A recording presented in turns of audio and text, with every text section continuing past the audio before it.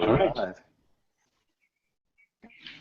Welcome to session number 7 of the Overland Roundtable. I am your moderator, Dan Cole, and our usual co-host, the usual crew is not necessarily all here, but we do have Taylor. How are you doing tonight, Taylor?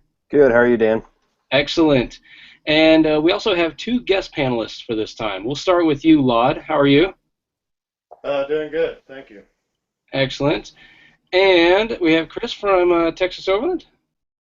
Or Lone Star. Actually, Lone Star Overland, yeah. Yeah, there's plenty of room in Texas for... Oh, you know what? And that is our topic for tonight, or for session number 7, is overlanding in and around and through Texas. And Texas, you know, is kind of its own country, almost, at least it used to be. So there's a lot of interesting topics that we'll be talking about. And first, we're going to kind of get to know everybody, our guest panelists, and then we'll talk about where somebody would be going in Texas to go explore and overland at. Also, some of the some general tips and any other considerations that we need to talk about. So, Laud, you want to tell us a little bit about yourself and Texas Overland first? I got introduced to the group by a couple brothers about a year and a half ago. They met me at a campsite, and we've been really close ever since to say, let's see if we can inspire others to get outside. So every time we go, we just pick a location, and I do my best to run back roads to get all the way there, because Texas is private property. Very little public land for traveling, although Texas does hold some really nice back roads. Absolutely. And what is it you drive? '02 Grand Cherokee. Okay. A fellow Jeep guy here. You got a trailer behind that thing too, don't you? The one behind me, correct. Yes. Very cool. It is a 41 Willys MBT that I have outfitted a telescopic rack for the tip buoy. Excellent. All right, Chris, tell us a little bit about yourself and Lone Star. Yeah, so Lone Star Overland, I think it sort of originated from another group that I had created called GTC Expeditions about 3 or 4 years ago. And it was about just getting back into overlanding. And I had done overlanding about 10 years ago and got into it, and then got the off-road, just hardcore 4x4 off-road kind of guy. I got a bug and did that for pretty much almost 10 years, and then just started really getting the desire to get back into overlanding and really see parts of the country that you don't normally see. And just like Laud was saying, it's on a lot of the trips that I lead and a lot of the runs that I lead for LSO, it's all about staying off, always going from point A to point B, and everything you can do off-road. And it doesn't have to be extreme trails. It can be Forest Service roads. It could be some of the stuff that Laud was saying, even some of the nice country back roads. But to me, my goal is the same, is to stay off pavement as much as possible. Okay. It's a pretty good goal. So let's see. We did have a little bit of feedback, and I'll have to bring that up and jump to it at the end of the show. So don't let me forget, Taylor. We do have feedback that we need to talk about. Okay, absolutely. All right. So, Laud, let's start with you. Where is a place that you would recommend somebody come and visit Texas? Well, first place, of course, the big one, but I'll talk about that one later. For local stuff, I really love the National Forest. Sabine National Forest has so much to offer. It's very primitive. The campsites that are available are very spectacular, very clean, and you're on the water. Hold on, they have forests in Texas? I thought it was just a bunch of plains. What do you mean they have forests in Texas? Well, that's what everybody else calls public land. And what was the name of that forest again? Sabine National Forest. What Louisiana border. Okay. Yeah. That's So what I it was would be, it'd be East Texas, or East Texas to Southeast Texas, right, Laud? Correct. Okay. Correct. Yeah, I personally have never been, and I've been wanting to get down there bad. So what is it about Sabine National Forest that has the greatest attraction? The draw for me is the probably the tall pines. They have very large pines. With me being from where I grew up, I miss my pines every day. So that's probably the closest I can get to within 3 hours. Okay. Well, I know for Alaska terms, 3 hours is just down the road, so that's not too bad. Correct. What area do you live in, Lod? I'm in the Dallas-Fort Worth area. And you, Chris? Yeah, I'm in the same DFW area. Okay. North DFW. Yeah. Well, in Texas terms, that's still a fairly large area. Yeah, no doubt.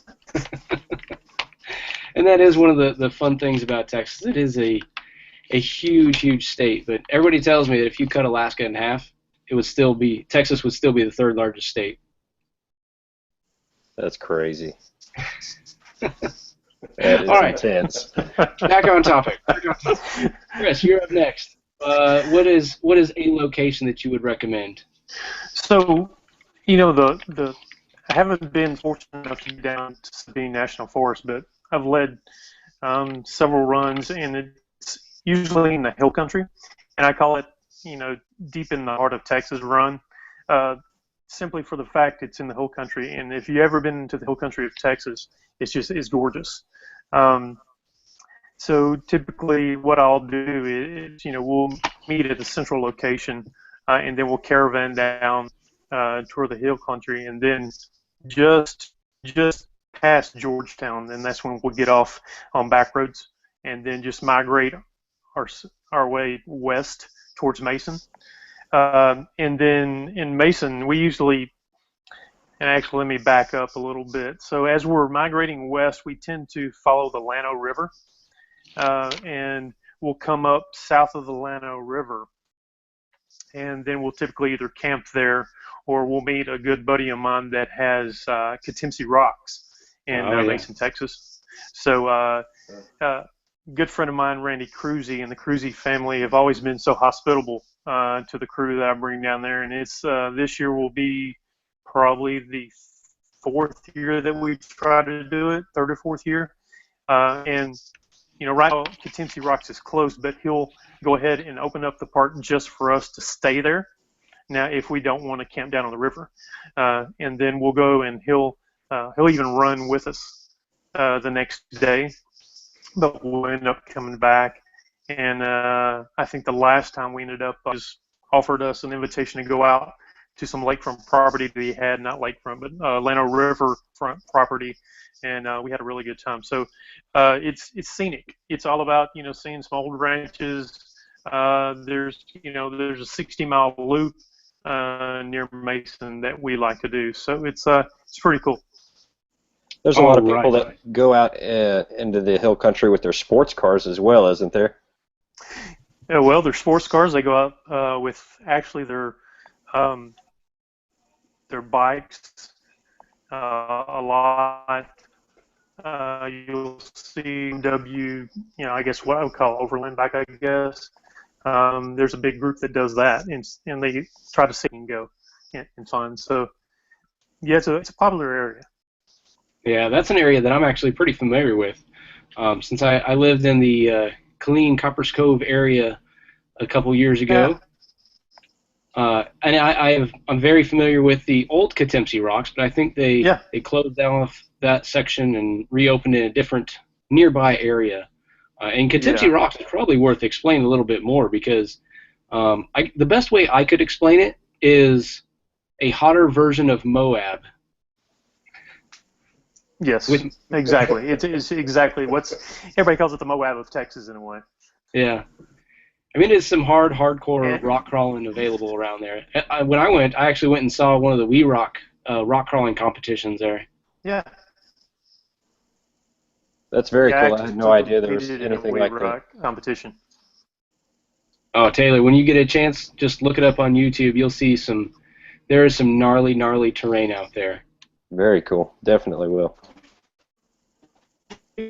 And granite. And the thing about it is this red granite dome, old Katimsi, And I was fortunate to go there for years before the owner passed away, and then they ended up shutting it down. But it's about as hardcore as you can get in Texas, and it's obscene hardcore. So it's like bring your A game on your rig, sure.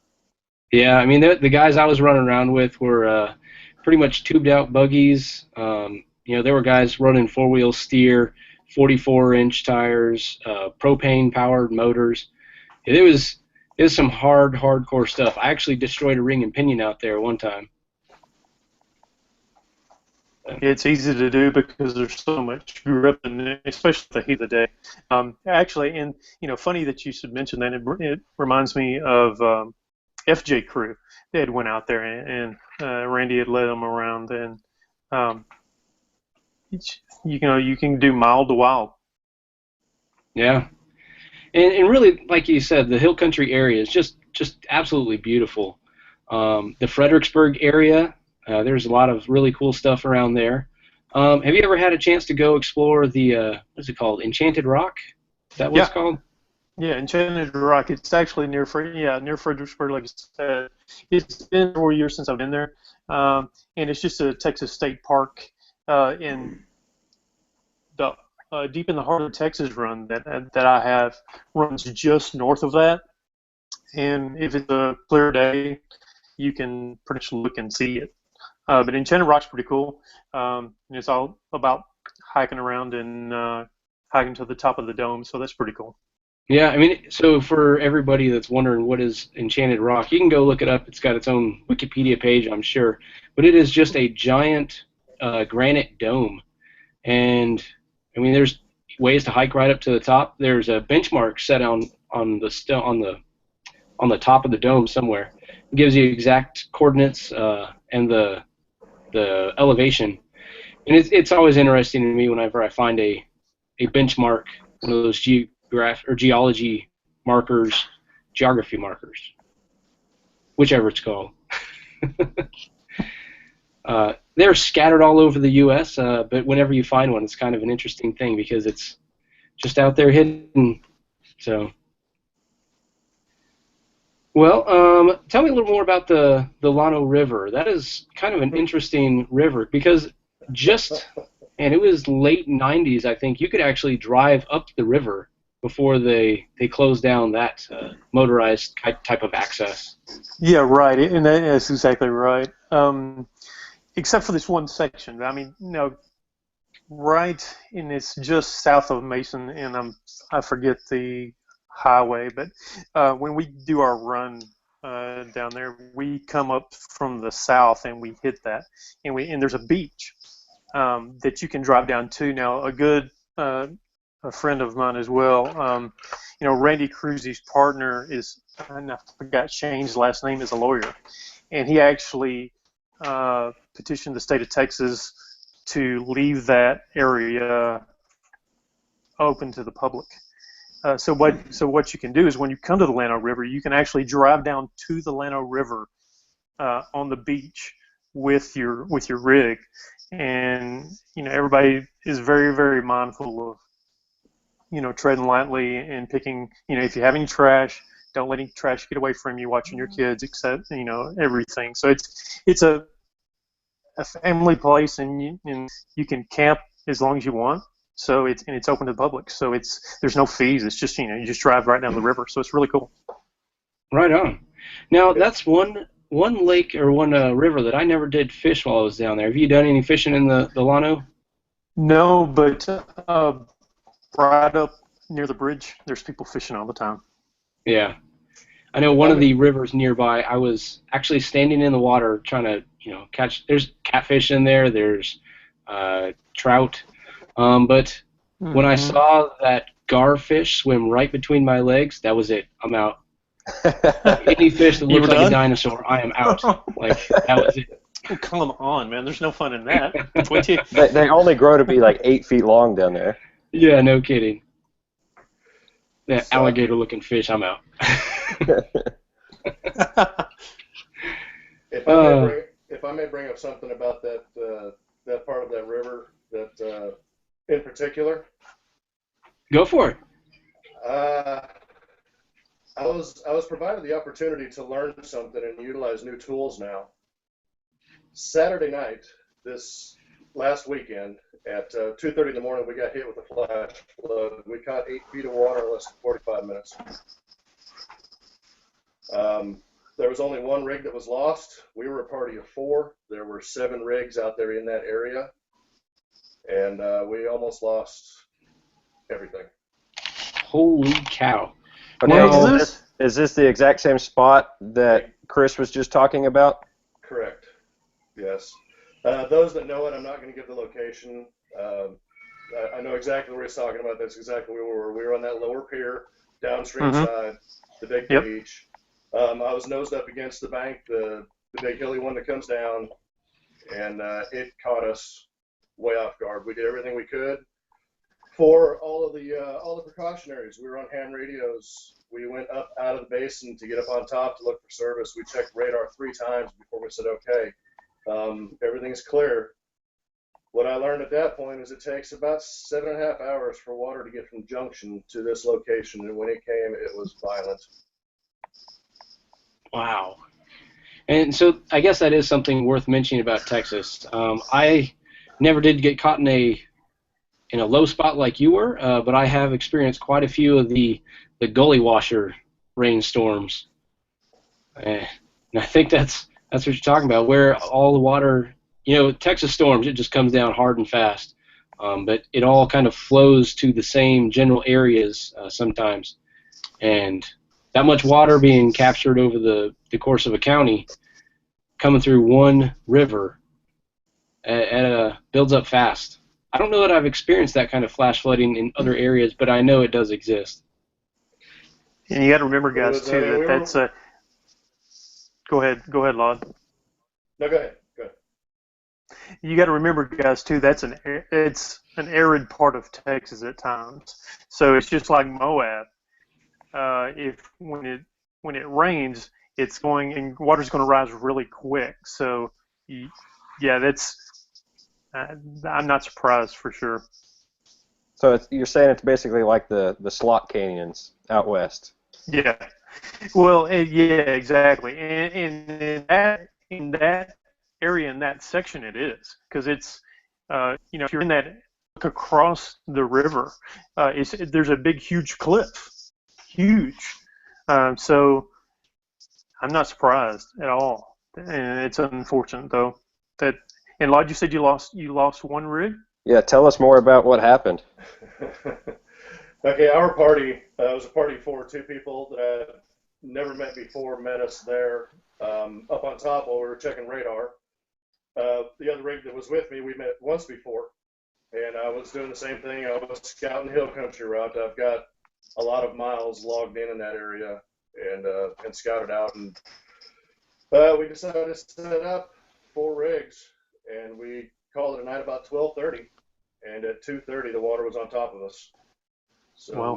I had my trailer, the other rig next to me had his trailer. I stepped out of my tent. I was knee deep. The wife came out of the tent. She was above knees. So all I could do was just grab the ladder, throw it over, jump in the rig, and nailed it. And I made it vehicle length up the hill, and then I was done.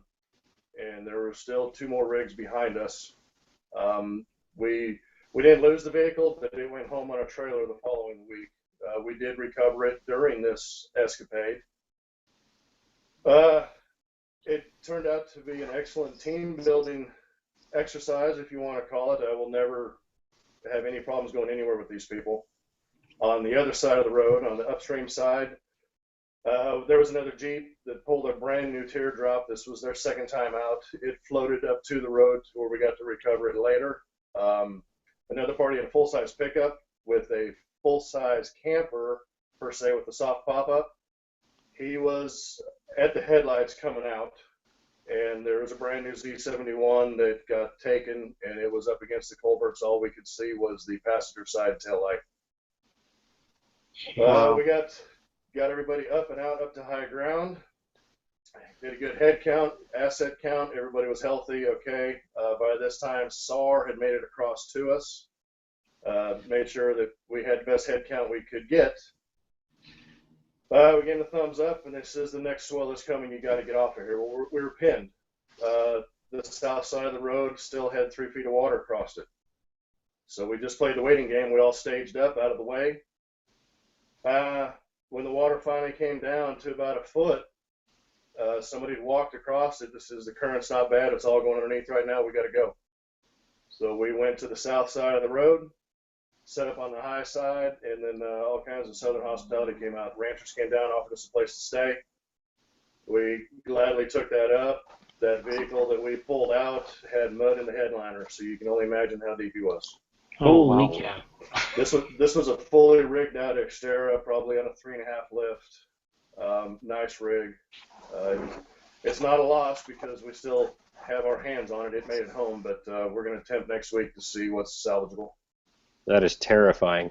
So when you said you woke up, threw the tent over, and hammered it and only got halfway up the hill, did you get stuck and you had to winch the rest of the way up, or what happened there? Yes. I got stuck. The vehicle next to me did the same thing. He got stuck. We had the first vehicle made it out. So he basically became our yank and pull and the anchor point for the rest of us. And then another Jeep showed up, another guy that had the teardrop. How, why, I don't know, but he came at the right time and we were able to extract the Xterra. We got the trooper out that had a trailer on also, and then I was the last one to come out. When I looked back at my trailer, when they put the winch onto me, all I could see was my tent. My tent is 4 feet. I could not see the trailer. Wow. Jeez. So, guys, just to give you an idea of what he's talking about, and that second tier where they were at. So, on a good day, so when it's dry and the river's low, and you're just chilling out by the river, having a good time, when you're ready to leave and you're getting ready, getting in your rigs, you have to have a little bit of momentum because it's a severe. I mean, I'm not going to say severe, but it's a pretty good hill climb, and it's all sand. So it's, even on a good day, you've got to get in the throttle pretty good. And I've seen big trucks get stuck halfway up. Never you're under pressure with rising water, or you're pulling a trailer, and you've got now sand that's turned to mud, and you're trying to get up. Now, also keep in mind on the upper part of that, there's no trees. It's all like, I'm not going to say shrubs and stuff like that, but there's no trees to winch to and to be an anchor point. So if you're talking mesquite it's really good that they have that. Yeah, if you're talking mesquite bush, that's not even something you want to get in there and wrap a strap around because mesquite thorns are like nails. Yeah. That's kind of what I was thinking. You guys are very fortunate that you got that first vehicle up to the top to use as an anchor point. Yes. Yes. Jeez. That's incredible. That is quite the story. I doubt you'll outlive that one or have a better story than that come along. I don't want another one like that. Yeah. That's terrifying.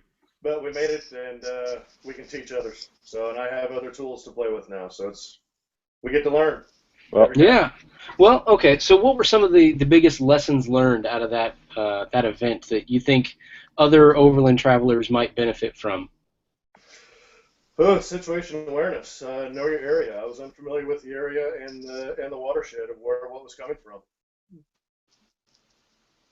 That's really good advice.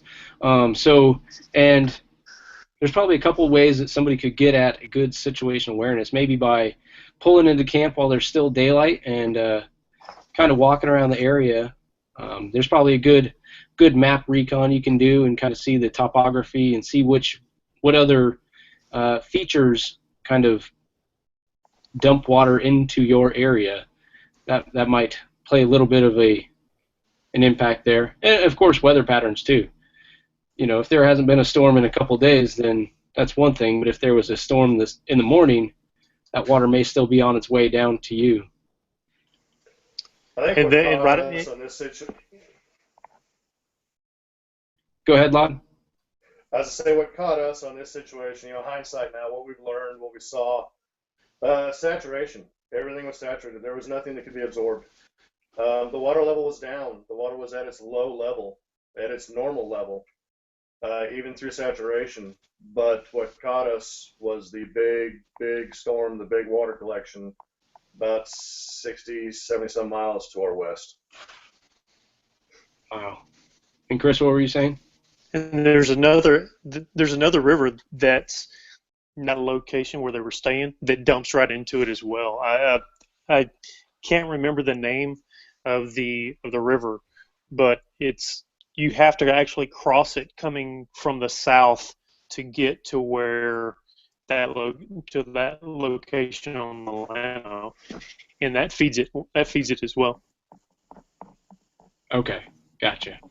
It's just terrifying because I've heard these stories of stuff like this happening, but if it's not raining where I'm at, I'm not really thinking about what's happening 70 miles away. So I can totally see how you guys would get caught off guard like that. And I've got a similar story too about water crossings and rising water as well. About 3 weeks ago, we were doing a scouting run, and Taylor, you and I have talked about it. It's that run I was on that I like doing Clayton Trail, and stuff like that. So we were doing some scouting the day before, and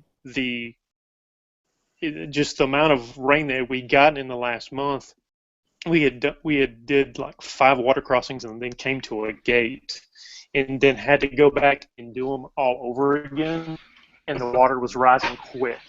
And on the last one, when I crossed it, and I've got an FZJ 80 series Land Cruiser on 37s, and it was up to the middle of my grill, and it was pushing the back end of my rig. And keep in mind, if you don't have an 80 series, those things weigh around 7,000 to 8,000 pounds. So it's no joke on water crossings and rising water for sure. So situational awareness, that's spot on. Yeah. The other challenge with some of those water crossings in Texas is because if the water is eroding out the road base, then that road surface can become very unstable and break away pretty quick. Or there may not even be one there. Yeah. Yep. That's right. I've seen many videos of that where the road just kind of disappears and the water takes it away. Washed out everything surrounding a culvert, and that was it. Well, I don't think anybody truly understands the power of water, though, and because you think you can get across it, and I mean there was actually a video of a guy a couple of days ago on a local station up here, and in a Chevy truck out in Granbury, Texas, that got just washed away. I saw that off the bridge. Yeah, I saw that video, and I looked at that, and I was like, that looks like something I definitely would have done in my rig, because it didn't. The water was moving, but it wasn't deep. But right. I guess his truck being stock, it was just low enough that the water was pushing up on the side of the body, and was enough force to push him off the side of the bridge there. And I think it was two-wheel drive as well, wasn't it? I think so. And I did see that one as well, and sure enough, as soon as you got to a deep enough spot and the water caught enough pressure on it, it was like you did a left-hand turn right down the river and disappeared. But let's go ahead and move on from the doom and gloom of rainstorms destroying everything. Absolutely. I actually have a question real quick. That's a hot topic, is rain the last month and a half. For you guys in Texas, absolutely. Dan, did you have a question you wanted to ask? I was going to move on. Go ahead, Taylor. Okay. Well, this is a question moving on, but I was going to ask. Okay, so you guys have given your favorite spots there in Texas, but for the people that live in Texas, is there anywhere in the surrounding states that you guys enjoy going to? Just across the border, somewhere that's not too far away. Immediately east of you. Yeah. Where's that at?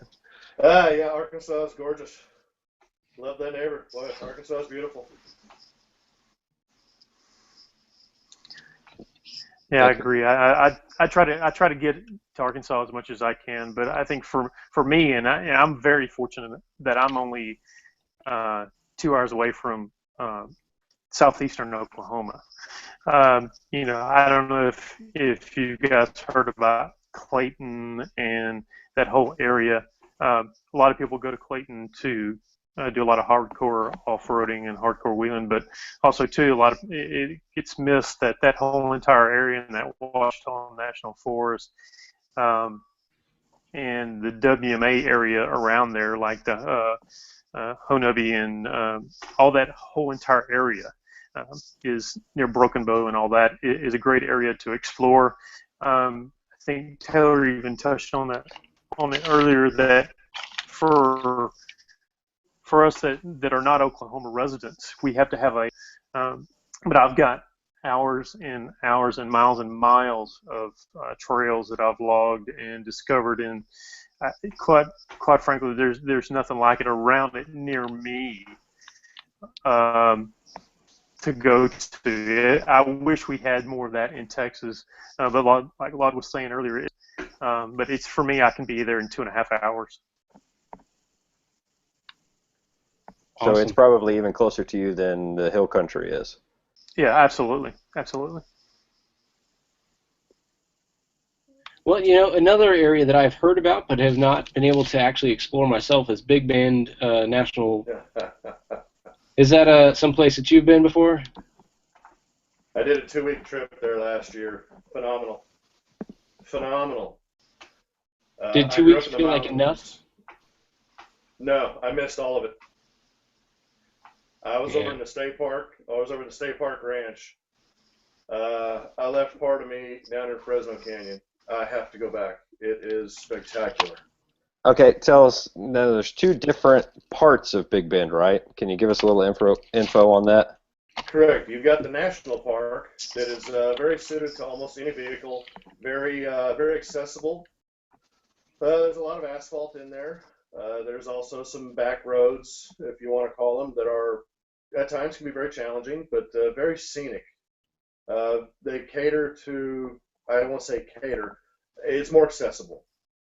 The ranch, the Big Bend State Park Ranch, is up until not too long ago was a functioning ranch, and this thing is amazing. There are signs that say high clearance 4-wheel drive required. I would adhere to those. But when you get to the campsite, it's well worth it. It is spectacular. That's awesome. Yeah, I've seen some of the pictures from that area, and it's just mind-blowing how beautiful it is. Yeah, we had 3 of our guys from the Overland Adventures. They were down there, I think it was the 1st of February, and they came back with some beautiful, beautiful photos. And they said they had just a great time. I think they went to the national park side. I don't think they made it over to the state park. So is there a particular time of year that it might be best to go visit Big Bend? I'm guessing not summertime when it is mind-numbingly hot. It gets it's like 160, 170 degrees down there, right? October was really good to us. We got to watch the desert bloom because it rained 2 weeks in front of us. So October worked really good for us. Spring break is usually pretty common time. Yeah, anything after June, July, boy, you're hardcore. Yeah, or a glutton for punishment. One or the other. Chris, have you made your way down there? Unfortunately, I haven't. It's another trip that I really want to get to, and I haven't been able to do it. And it's, there's so much left. Like I was talking about earlier with Oklahoma, and I know this episode's about Texas. It's hard to not go since it's at the back door, to us here. It's just right there. But that's definitely on my bucket list to get down to Big Bend for sure. Right on. Well, let's see. You got any other areas? I opened up a thread on the Overland Roundtable Facebook page, and there were a couple recommendations. Let's see. The other one was the where was it? Padre Island National Seashore. Yes, That's not a place I've been Yeah. to either. That's a really good spot from here. One of the guys that is part of our group has been down there several times, and he loves it. I've done some research on the area. I've kind of planned a trip. I mean, we haven't set a date or anything, but I've been looking into going down there, and that looks really cool. There's something like 60, 70 miles of beach that you can drive on. Yeah. Correct. Yeah, there are 60 miles of beach once you hit the sand, and I believe after mile marker 10, I believe it is, it's basically all primitive camping. They've got Yeah, I front think. face. Sorry, I'll go ahead, but I was to say the front face of it is set up for not so much a day use, but it's the front face of it's a campground almost. But as you get past a certain mile marker, it's home is where you park it, stay out of the water, stay off the dunes. now don't you have to have a permit to do that too? There is a fee. Yes, there is a fee. It's a 7-day pass that costs a couple nickels. Okay. Totally worth it, sounds That's like. what I'd heard. Yeah, I agree. Totally worth it. I'd heard from one of the crew that I thought he said he would buy a permit. Well, and so one of the great things that sounds good about that is that if you're driving that far out on the sand, the only other people you're going to find out there are the like-minded people. You're not going to find anybody down there with a heavy motorhome, or hopefully you don't find anybody that's really unprepared, because if you're that far from services, things could get ugly real fast if somebody didn't bring water or food or a place to go, some facilities to use. That's one of the pains that it always frustrates me when I go into a place where others have been and gone unprepared, and next thing you know, there's little cotton ball plants growing all over the place. Yes. Those stinky flower cotton balls.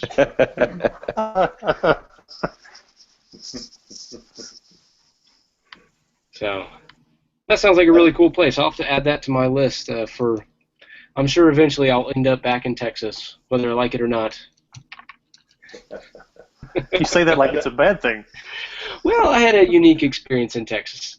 Now, I will say, part of my stay in Texas was broken up, but I went from Texas to a hotter place. So, Oh wow. believe it or not, there is a place hotter than Texas. I know it's hard to imagine, I was about to say, really? Yes. Yeah, there are places on Earth that are hotter there. Wow. I'm not sure I want to go there then. No, you probably don't. No, I promise you don't. Guaranteed. Well, speaking of heat, when is a good time to come and visit in Texas? Well, it's depending on if you're, like wanting to get in the water and like say get in the Leno or whatever. So, wow, I would say to me for East Texas, because I'm from East Texas actually, during the fall, the fall time in Texas is magnificent. I would stay in the water, as far as staying in the pool at home and out of the heat between June and probably I guess after Labor Day, I would guess. I typically don't have any runs just because it's so hot. And I love the outdoors. I love to camp, but it just gets so hot and so miserable that you won't enjoy it.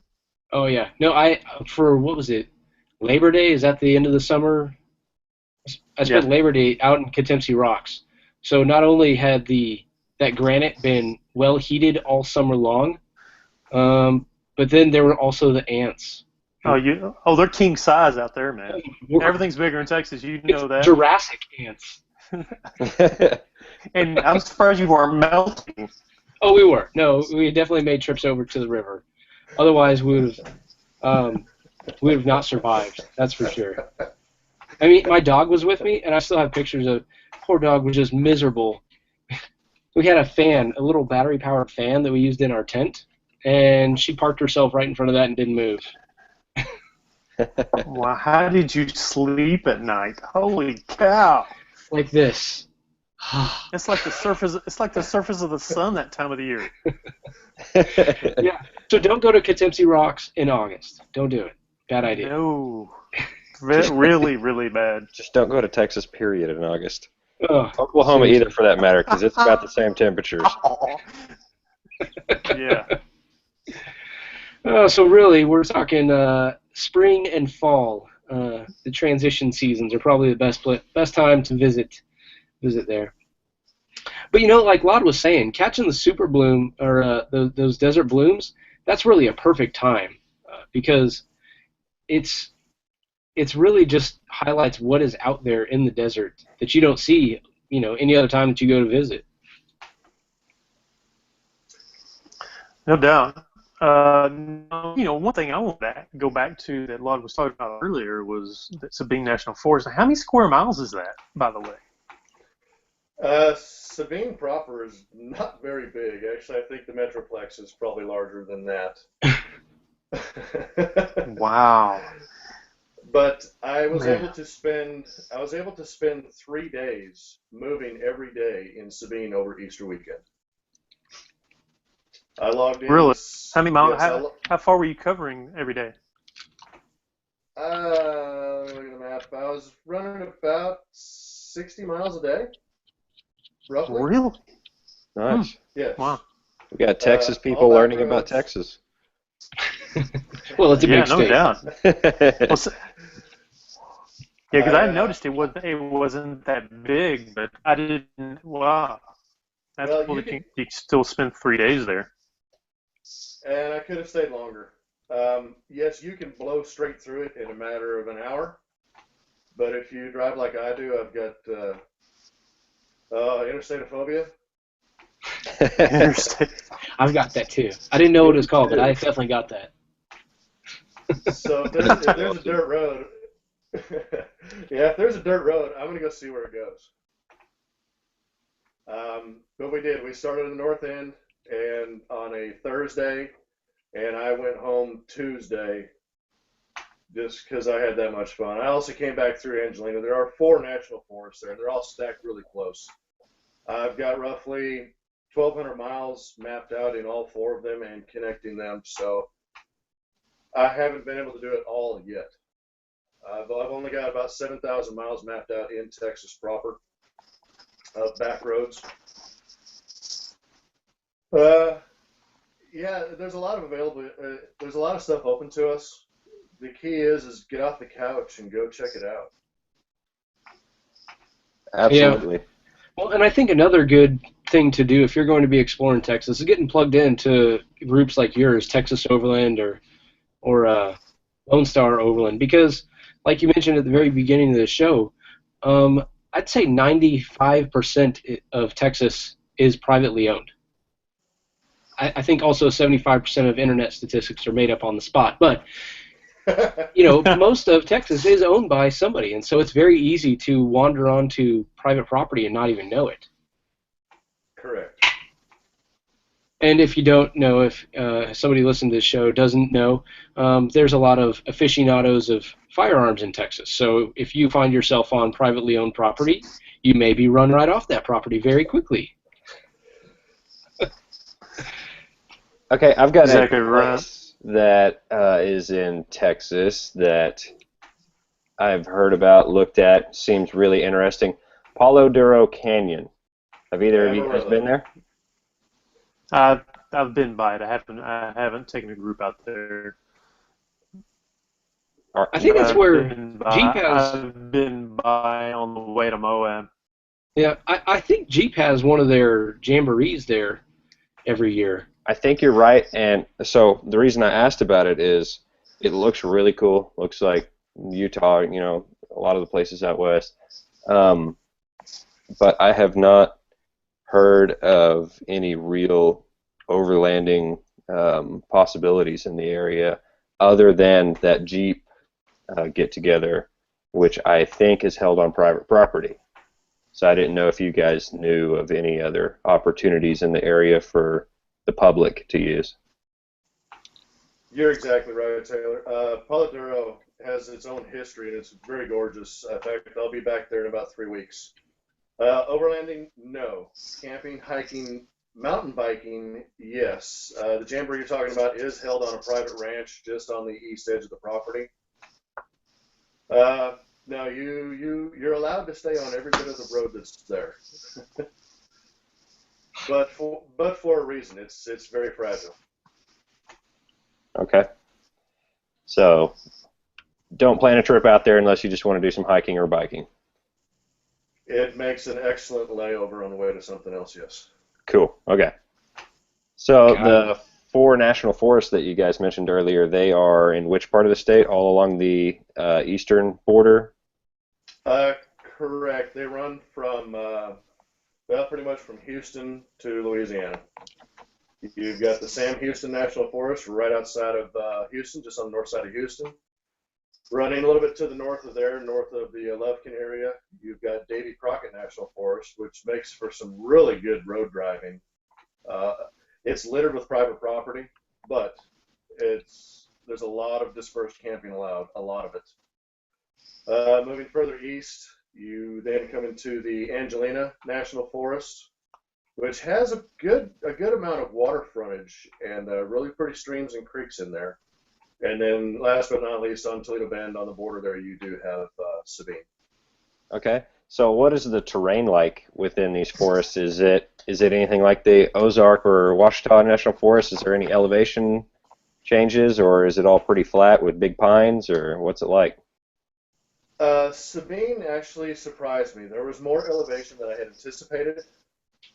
And it was there were more hills than I thought there were.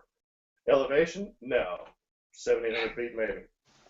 But it was surprising because the roads were canopy closed with trees, so all you could see was in front of you. And then every now and then it'd open up to a pond or a swamp or a field, and it was just spectacular.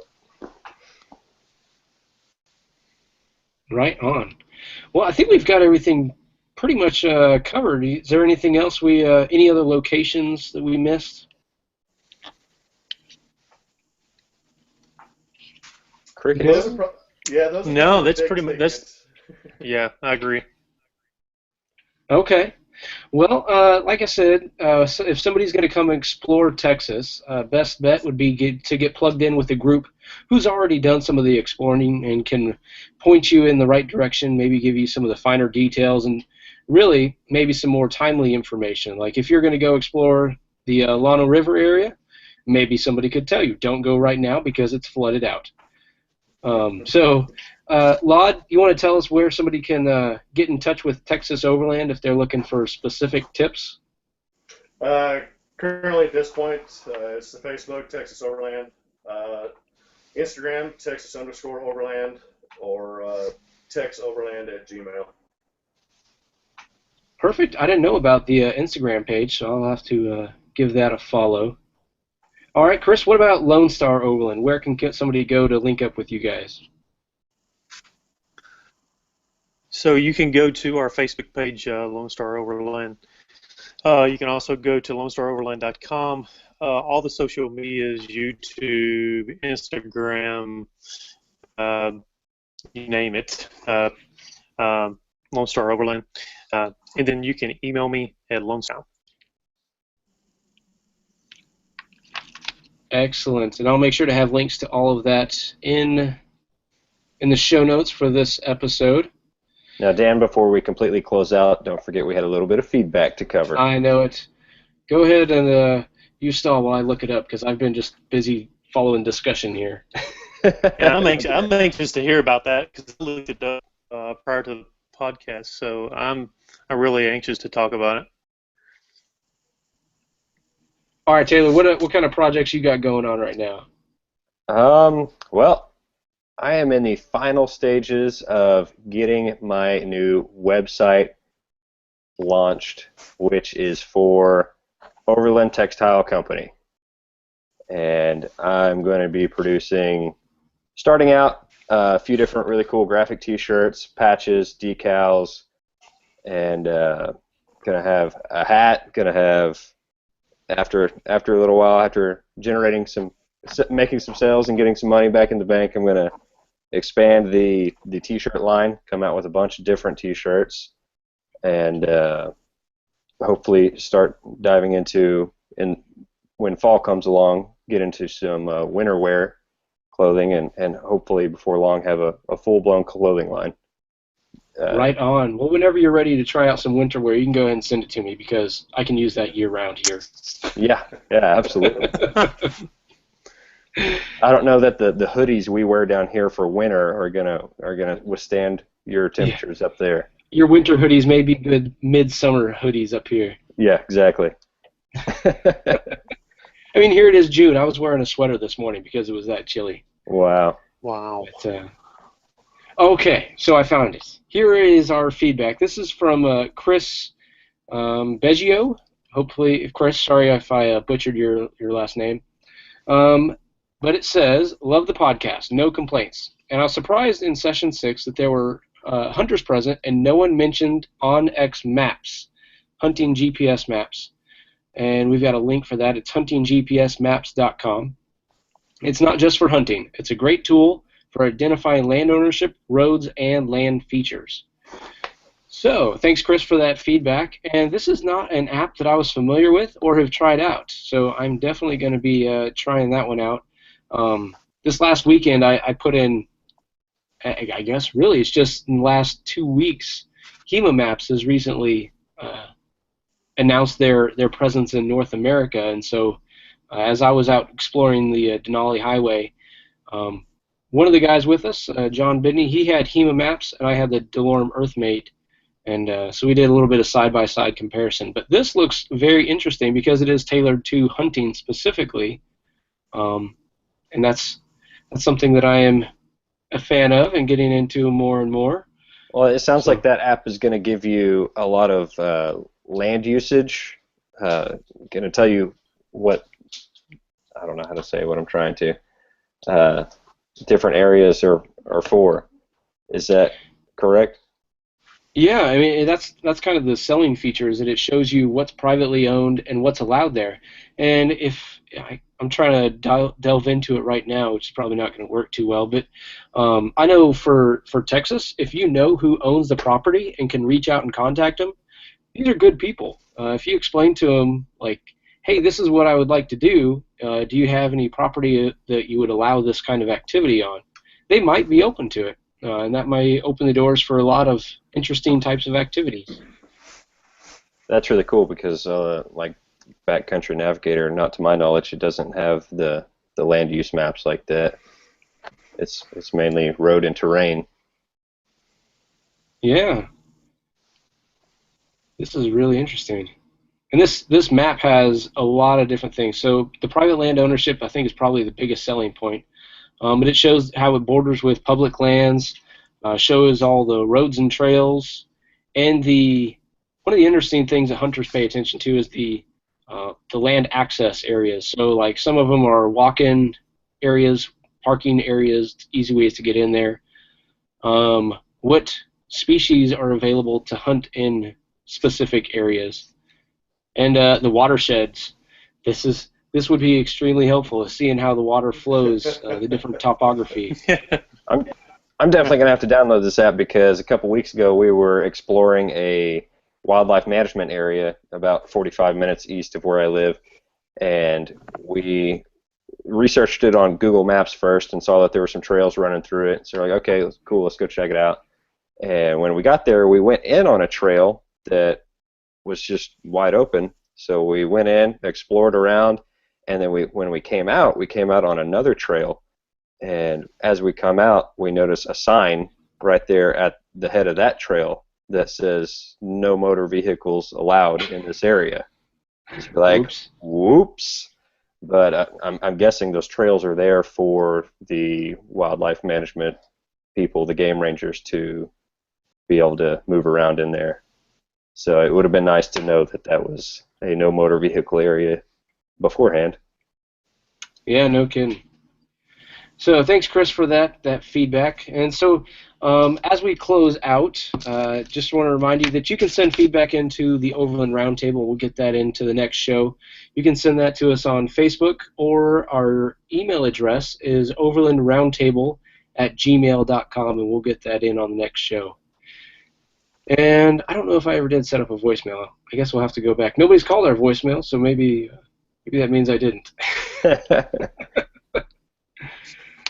Anyways, I want to say thanks to Laud and to Chris for joining us, and Taylor. Looking forward to our next session coming up in July. And I guess if you guys don't mind, I've been bumping into quite a few Overland travelers here at the kind of the bottleneck of the Pan American Highway, and I've grabbed a couple interviews. So between now and the next session, I may drop a couple bonus features into the podcast, the RSS. So maybe we can hear some interviews with other people traveling. So that'd be very cool. Yeah. As a teaser, I bumped into this group who they went up to Prudhoe Bay, and they are now running to Ushuaia in South America. Running, I mean, on 2 feet. Oh my gosh! What? 590 marathons. Okay, so only 26 miles a day. Wow. And the only place I'm going to run to is the dinner table. Forget that running for fun. No. Yeah. So, if you're interested in that, stay tuned. Be sure to subscribe to the Overland Roundtable in iTunes, or you can just head over to overlandroundtable.com and find all the ways to stay connected with us there. So, that's it for session number 7, and we will talk to you again next time on session number 8.